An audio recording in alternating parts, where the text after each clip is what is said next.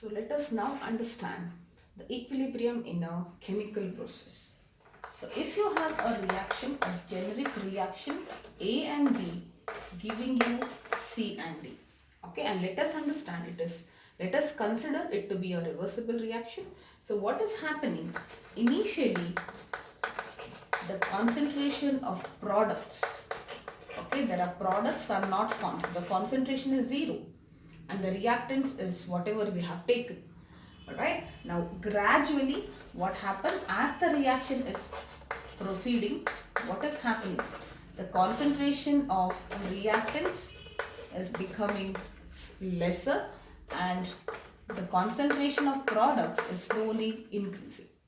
So, as time proceeds, with the time, what is happening? The rate of forward reaction will decrease. Why is it decreasing? See, it looks like, it is happening faster. I'm not talking about that. Continuously, reactants are getting converted into products. That's the reason concentration of reactants is lesser and you are getting more and more products. But the rate at which this is happening, it is becoming slower. Why? Because there are less reactants now. So if as the reactants concentration reduces, the rate at which this is happening, forward reaction will be decreased and slowly rate of backward reaction will increase. That means initially it was happening very fastly.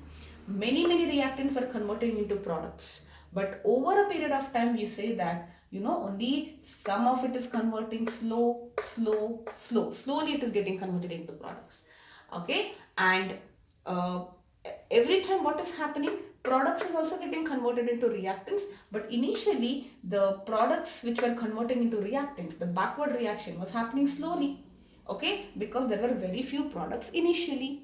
So less product were getting converted into reactants initially and more reactants were getting converted into products initially. So the forward reaction was happening faster initially and the backward reaction was happening slower initially because the products were not there. But with the time as the reaction proceeds, since the concentration of reactants is reducing and the concentration of product is increasing, the rate of forward reaction becomes lesser. Why? Because now rapidly there is conversion of products and over a period of time, since reactants are lesser, slowly they are converting into products. But here products are becoming more. Faster they are converting into reactants. So at equilibrium, what happens at equilibrium? This rate of forward reaction becomes equal to rate of backward reaction, or in other words, the concentration of reactants will be some constant and the concentration of product will also be some constant too. I'll just write it as 2 so that you don't get confused. What is the meaning of that? Let us say I have taken 100 grams of reactants. It got converted into products. So the reactants, I write it like this, it becomes very clear. Let us say initial reactants was 100 grams and product was 0 grams initially.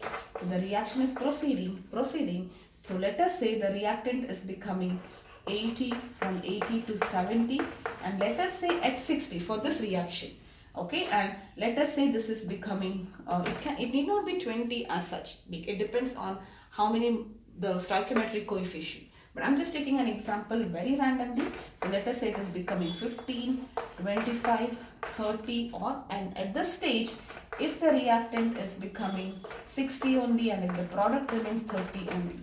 Okay, so none of the reactant is changed into products, which is not correct. What I'm trying to say is it looks like none of the reactant is converted into products, but in reality the next molecules which are converted at the same rate, it is converted back into the reactants. So we see that at equilibrium the rates are equal and also the concentration is becoming constant. Reactions, they are not gonna decrease or increase, or the product concentration is also not gonna increase or decrease. And how do we understand it graphically? If we plot a graph of time versus concentration, then initially let us say you started with some fixed moles, this 100 grams, okay, of some reactant. Let us say it is A and B. So what is happening with the time? Reactants are becoming lesser, and at equilibrium, let us say this is equilibrium, so it is becoming constant. And when time was 0, there was no C, but here it is becoming constant. Okay, so this is C plus T. How do you understand this? Initially when time was 0, more reactant, slowly. It is not a straight line. So the rate is not constant. The rate is gradually decreasing at one point. And initially there was no products. Slowly products are getting formed. When the rates become equal, then you get this horizontal lines. You see, this is 30 in our example and this is 60 here. So uh, the place where the curve becomes horizontal, that is the graphical representation of equilibrium. So this is a straight line, this is a straight line. So the horizontal lines here indicate that equilibrium is achieved. So you see the concentration of reactants is something and the product is something. Okay, now it may not match here because I wrote it as 30 and 60. Had it been, okay, if I just have to match it, let us say this would have become, let us say this would have become 20 and then it becomes constant at 20, and let us say this became 80 and let us say this became constant at 80. Now it need not be equal to 100 like I said, okay. So that time I think it is now matching with the graph. Okay, so this is basically telling you, what is it telling you? The chemical understanding, or what is equilibrium in a chemical process. Rate of forward reaction and backward reactions are same, and that is what is happening in case of equilibrium. They can ask you questions like, gradually when the forward reaction is proceeding, what is happening to the rate of forward reaction? It is decreasing. Initially very fastly it is converted into product. So this graph, not a straight line, hyperbolic graph, that should tell you that the rate initially is decreasing here, backward reaction is increasing. That is why you have something like this. Okay, now, and what are the other things? This should happen in a closed container. This rate should be equal. At equilibrium, concentration should be equal. Okay, and in other words, what kind of equilibrium? It is dynamic equilibrium. Now, how do we understand or explain the dynamic nature of this? What is the meaning of dynamic nature? I repeat, same analogy is here as well, whatever we studied for physical processes. How do we understand dynamic nature? It does not mean that, the reaction has stopped at this stage. It just is that after this point, whatever is getting converted into products, the same number of moles are getting converted back into reactants. So 10 moles have been converted into products, the same or some other 10 moles have been converted into reactants. That is dynamic equilibrium. That means the reaction is proceeding but at the same rate. So a lot is happening but nothing you are able to see. But to explain this, we are taking the example of Haber's process of ammonia formation. We studied the technique or the reaction or the process last year, but the focus now is only to understand the dynamics behavior or the dynamic equilibrium part here. So the Haber's process for the formation of ammonia, the reaction is something like this. Let me write the states. Nitrogen plus hydrogen giving you ammonia. Okay, so this takes place in the presence of iron at about 450 degrees Celsius to at 200 atmosphere pressure. But don't worry about the conditions here. We are not talking about the formation here. We are more interested to understand the concept of dynamic equilibrium or explain the nature of dynamic equilibrium considering this example. Okay, so let us say we have initially started with this process. We have taken some few moles of nitrogen and a few moles of hydrogen, and then let us say this ammonia is formed. Okay, so after some time, this is my reaction 1. This reaction 1, let us say it has achieved equilibrium.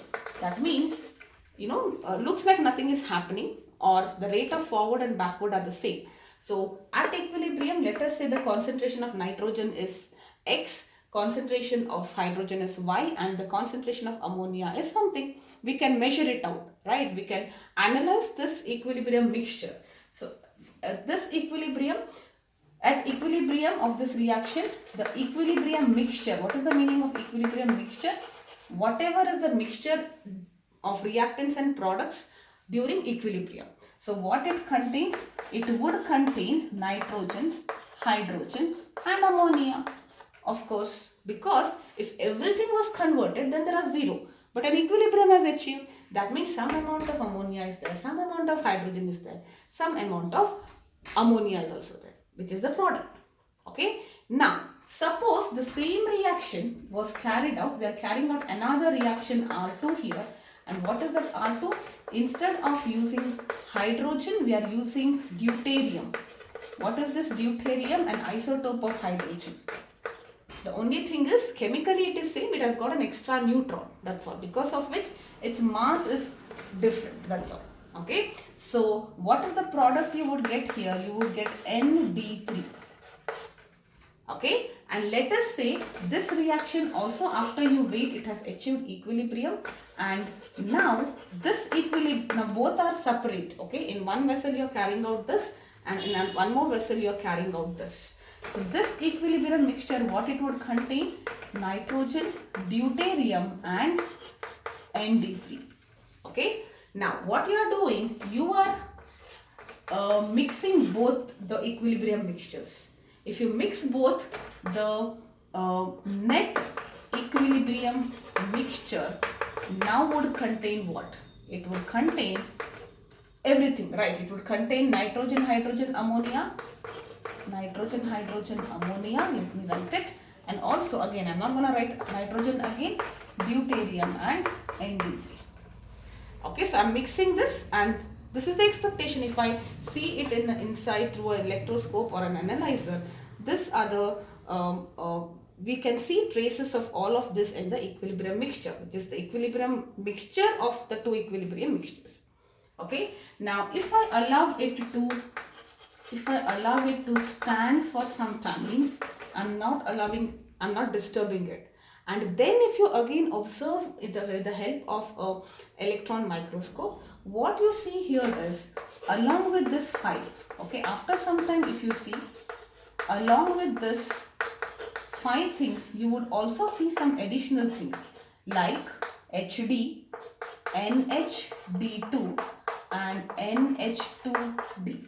What is the meaning of this? Okay, so I repeat, you are taking out first reaction equilibrium, second reaction separately equilibrium, both the equilibrium mixtures you are separating, and this is what you are seeing as expected. But if you allow it to remain for some time, and if you observe what is there in that mixture, you would see traces of this. Now what has actually happened? You could see some extra things here.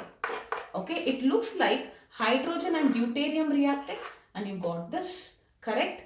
And nitrogen reacted with deuterium and hydrogen to get this. So all combinations basically. Instead of H3, you are getting H3 only, but 1HD2 and 2H and 1D. So basically for nitrogen 3 valency, it requires 3 hydrogen, but you get different combinations.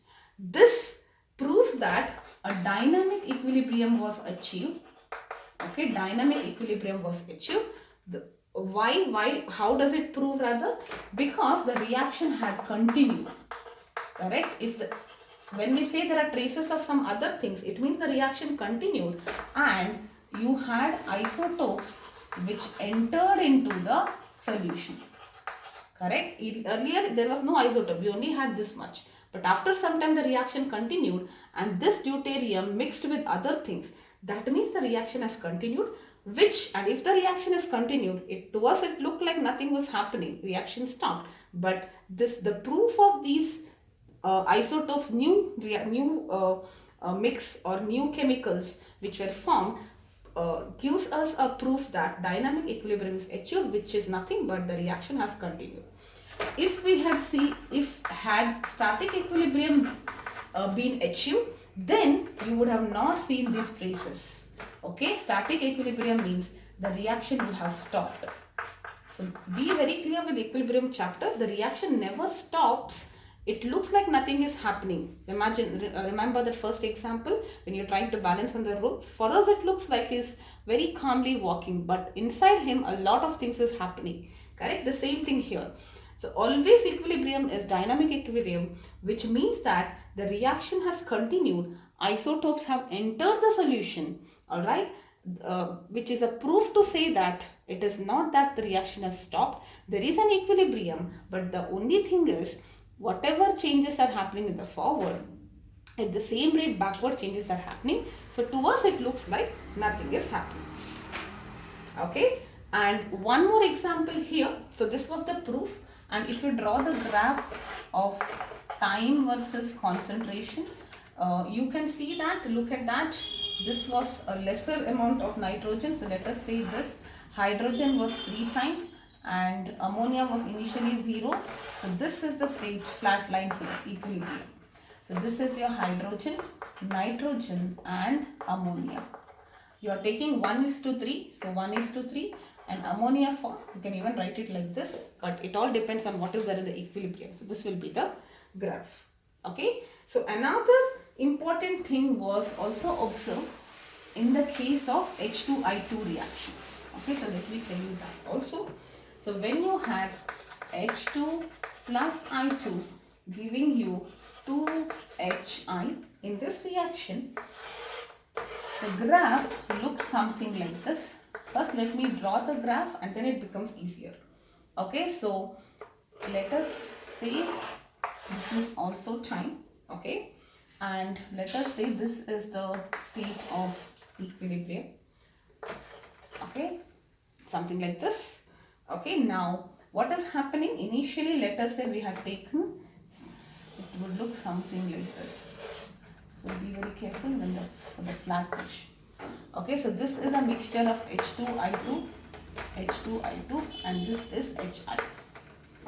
So what I'm trying to say is, initially you took a few moles of H2I2, the concentration of the reactant got decreased, and this is equilibrium, which is HU. From the product side, the initial concentration of HI was less, it got increased, and then it became constant. So at equilibrium, reaction concentration is constant, product concentration is also constant. Okay, now what happens if you carry out the reaction in a reverse manner? So you start with, so this is basically the first reaction. I will write this like this, first and second, and here with this time you are starting the second reaction. So first reaction, this is with this time, and here you are starting in this direction. Okay, so now what you are doing here, you are reversing. This is a reverse reaction.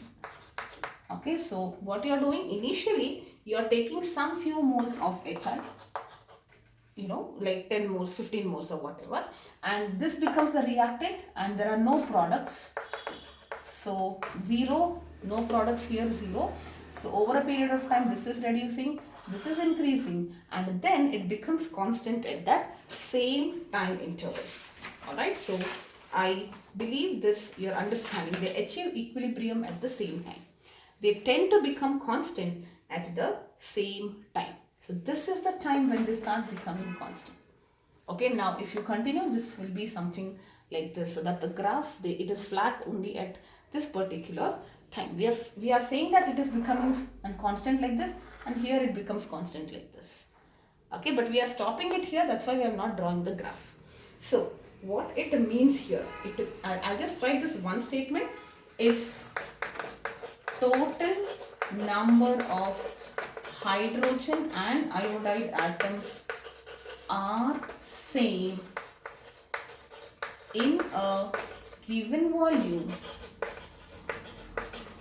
okay, same equilibrium mixture is obtained whether we start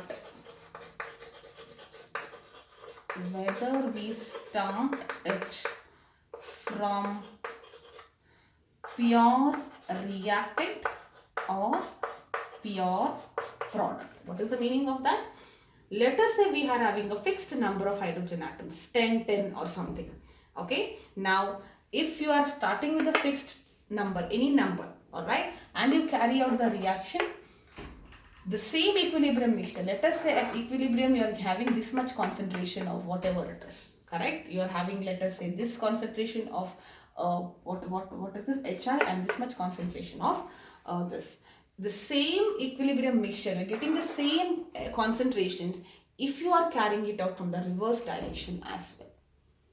All right, so that is what it means.